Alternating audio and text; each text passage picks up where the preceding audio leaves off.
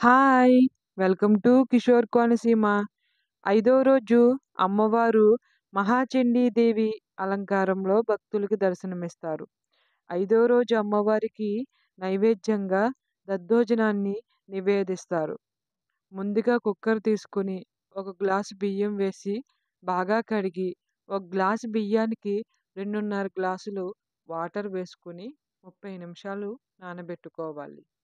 Stove వెలిగించి cooker పెట్టి 4 whistles వచ్చే వరకు మీడియం ఫ్లేమ్‌లో ఉడికించుకోవాలి. కుక్కర్ మూత తీసి ఉడికించుకున్న అన్నాన్ని గరిటెతో బాగా మెదుపుకోవాలి.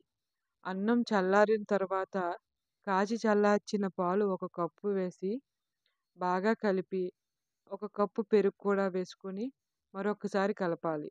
2 బాగా కలిసిన తర్వాత మరొక కప్పు పాలు కూడా వేసి బాగా కలిపి పక్కన పెట్టుకోవాలి.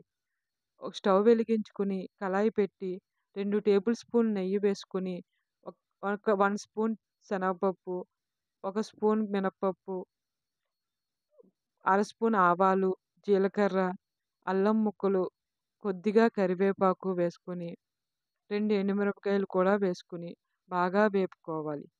తాలింపులు ఆల్రెడీ ముందుగా రెడీ చేసుకున్న దద్దోజనంలో వేసి బాగా కలుపుకొని తగినంత ఉప్పు వేసుకొని మరొకసారి కలుపుకోవాలి.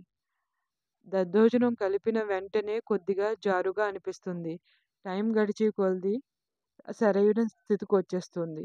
అంతే, అమ్మవారికి నైవేద్యంగా సమర్పించి అమ్మ అనుగ్రహం మనందరి మీద ఉండాలని కోరుకుంటూ నా ఛానల్‌ని లైక్ చేసి సబ్స్క్రైబ్ చేయండి, షేర్ చేయండి.